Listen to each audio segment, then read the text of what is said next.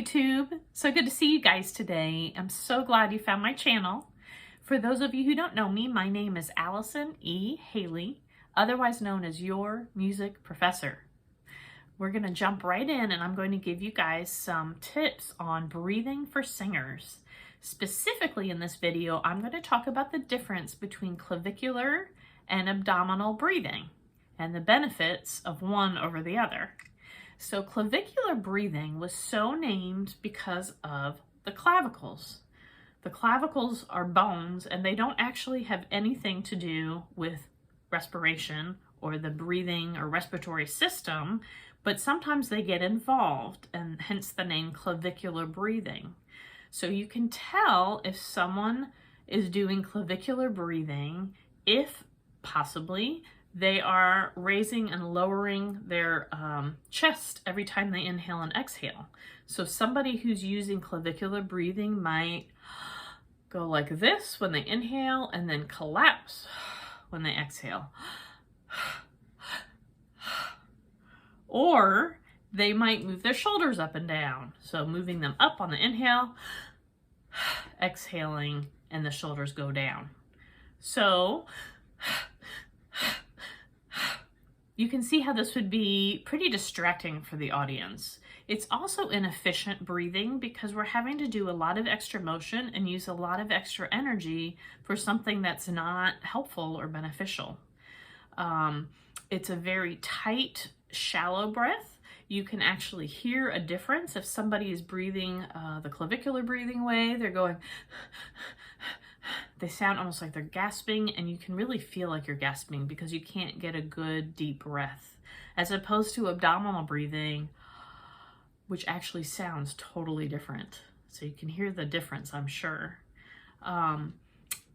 One way that's good to observe abdominal breathing is to watch a baby as they sleep, or maybe a young child.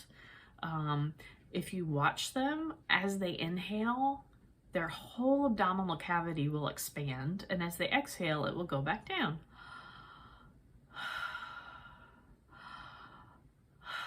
It's true also for pets.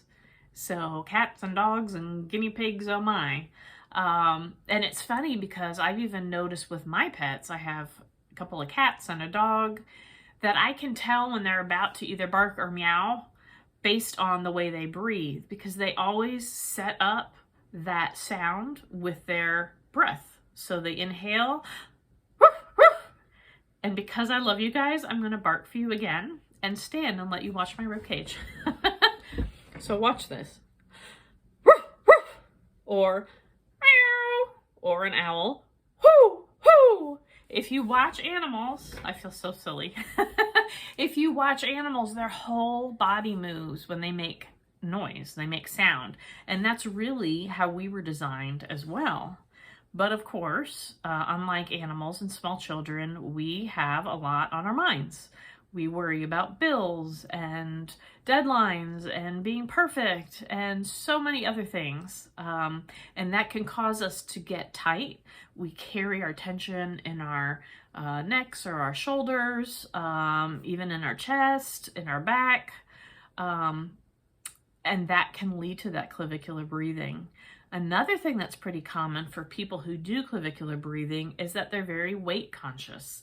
So for example, and I know it's hard to tell now, but I used to be a ballet dancer and I was very thin and I wanted to be even thinner. So every time I danced, I sucked in my belly. Well, that makes your abdominals tight. If you work out your abdominals, that's also going to make them tight. So you can still have nice tight abs, but when you inhale, we're going to need to practice expanding everything. And for those of you guys who either maybe carry a lot of tension or who have just really worked those ab muscles in a contracted way, it may take you a little longer to get comfortable with the abdominal breathing, and that's okay. Just give yourself some grace. It will actually feel like you're stretching them. It'll just be stretching kind of in the opposite direction. All right, so my case for the abdominal breathing. We are wind instruments. Human beings are wind instruments. If you think about like a woodwind, say a clarinet or a bassoon, or an oboe, they all have bells. And that was actually for something else I was going to talk about. They all have reeds. That's what I wanted to say. They have reeds. Our vocal folds function like a reed. So when we inhale, if our vocal folds stay open, that is just breathing in and out. If the vocal folds come together and vibrate, we call that phonation. Phonation could be just speaking, but it also includes singing. When they come together fast, more quickly, it generates a higher pitch or frequency. When they come together more slowly, it's a lower pitch. But suffice it to say, it's actually the air that should be pulling those vocal folds together in a vibration, which is why we're a wind instrument and why the way we breathe impacts our singing so much. So if we go ahead and allow ourselves to take that low breath, we are going to have longer phrases. We are going to be able to be more musical and more artistic. We're going to be able to communicate better. We're going to have better pitch. We're going to, I think I already said, have longer phrases. We're likely going to expand our range. If we also incorporate some other things I'll show you guys about in another video. And I don't know about any of you guys, but something I've always struggled with is performance anxiety. The low breaths save me because it sets you up to be relaxed and you kind of go into a muscle memory so that the nerves can't control you as much. You can kind of feel grounded and stay on top of that. So there's so many great benefits to using that abdominal breathing instead of the clavicular breathing. All that to say, I'm going to go ahead and just run one quick exercise, and all I want you guys to think about is just allowing yourself to expand, and you can contract. In a later lesson, we'll talk about keeping the rib cage out. I don't want you guys to worry about that yet. So we're going to start, we're going to sing a 5-note scale going down, a major. It's a major scale. It's a perfect fifth for those of you music theory people. And if you want to accompany yourself on guitar or piano or whatever you play, we're going to start with an A major. So we'll start on the E of that. And we're going to go again, just down a fifth.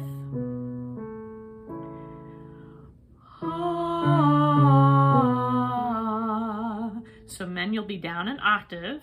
If you feel like you're singing in falsetto, that means you're singing too high. Go ahead and drop the octave.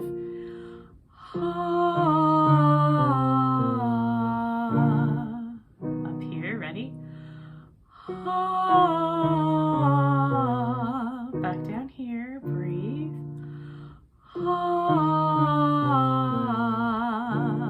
One more, ready? Good. All right, before we do any more, I want to go ahead and demonstrate kind of how that looks. So I'm going to stand up. I feel a little embarrassed, feeling a little vulnerable here. You're going to notice mostly this part move, but everything moves. The back expands, the sides expand. I'm going to actually put my hand down below my belly button because we should be extending all the way down there.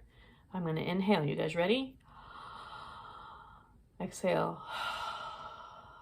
I'm going to do it 2 more times. Breathe in. Exhale. Breathe in 1 more time. Exhale. And if I face you, you can see. Exhale. Breathing in. Exhale. All right, so let's try that 1 more time. And again, this is a breathing exercise. I don't want you guys to think about how you're singing. This is probably a good thing about doing this just, you know, in your own room without anybody listening, hopefully, because you don't have to worry about what people are thinking. But I always tell my singers when we have an in-person lesson, just breathe. This is about breathing, connecting the breath to the tone and to the phonation. I want you to inhale, not hold your breath, just release right away. Let's do a few more. Ready? Breathe. Ha. Good job. Ready? Ha. Good. Ha. Good. Up here, breathe.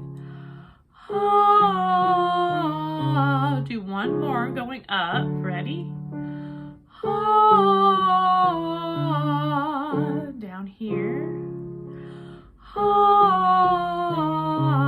You got it. Ready? Ha. Give yourself time to inhale. Breathe. Ha. Two more. Ready? Ha. Good job. Ready? Ha. All right, great job, guys. So we talked about the difference between clavicular and abdominal breathing. We said clavicular is not super efficient. We have to put in a lot more effort, and we don't really get the good results we do with abdominal breathing. With abdominal breathing, we can have longer phrases and expand our range and be more musical and expressive. And also it helps us with any nerves we have going into performance. So I will add more in other videos. Again, I'm so glad you guys found me. If you'd like more information about me or what I do, please feel free to check out my website, www.yourmusicprofessor.com. Thanks so much and happy breathing.